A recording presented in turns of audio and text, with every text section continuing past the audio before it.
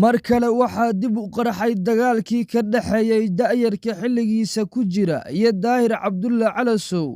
oo lagu naanayso madaxweynaha baraha bulshada Soomaaliyeed. Sharma Boy oo weerarka soo bilaabay isagoo muuqaal soo duubay kuna sugan cariga dalka Ameerika isagoo xiran jaakada barafka la isaga celiyo ayaa yiri isagoo ula jeeda Daahir Calasow walow ay heshiiyeen Sharma Boy iyo Ilka Case showna uu sanadkan cusub ee soo socday 2023 uu uga dhagan yahay cariga dalka Ameerika ayaa yiri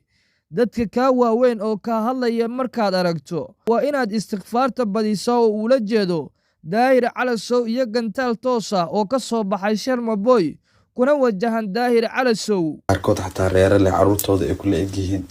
oo adiga kugu dhagan markaas waxaad dareemaysaa waxa inaba caadi ahayn shacna baa noqonaysa adoo dhan maxaa laga baahan yahay adiga markaas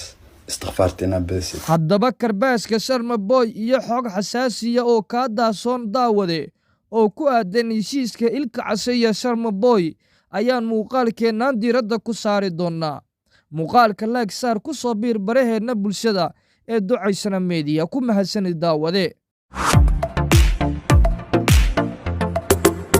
kulanti habboon saaxiibada aynu jecelnahayow meel kastoo aad dunida daafeeda ka joogtaan ku soo dhawaada channelkeena Ducaysana Media iyo page-keena Ducaysana Media oo alaaba aan idinkugu soo gudbino xogo xasaasiya isla mar ahaantaana markaasi taagan muuqaalkeenan diiradda waxaan ku saari doonaa daawadayaal mar kale waxaa dib u qarxay dagaalkii ka dhaxeeyay da'yarka xilligiisa ku jira iyo Daahir Cabdulle Calasow oo lagu naanayso madaxweynaha baraha bulshada Soomaaliyeed. Daayarka xilligiisa ku jira ee lagu magacaabo Sharma Boy oo weerarka soo bilaabay isagoo muuqaal soo duubay kuna sugan cariga dalka Ameerika ayaa waxa uu yiri dadka ka waaweyn marka ay adiga ka hadlayaan waa inaad istighfaarta badisaa oo ula jeedo Daahir Cabdulle Calasow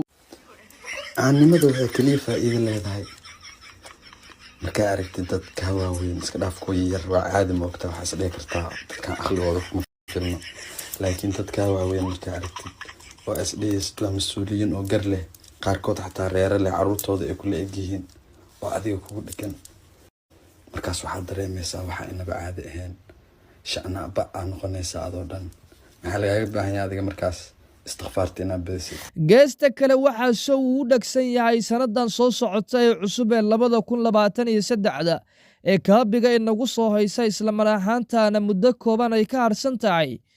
in show uu dhagsan yahay Sharma Boy iyo Ilka Case oo muddooyinkii ugu dambeeyay la isku ogaa inay isdagaashayeen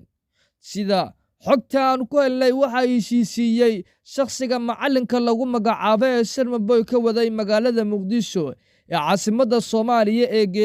geeyay cariga dalkaasi Ameerika. Sharma Boy iyo sidoo kale Ilka Case ayaana haatan waxa uu dhagsan yahay show 2023 ay ku qaban doonaan cariga dalka Ameerika qaasatan halka ay u badan tahay Soomaalida ee Minnesota. Ku mahadsanid daawashada muuqaalkan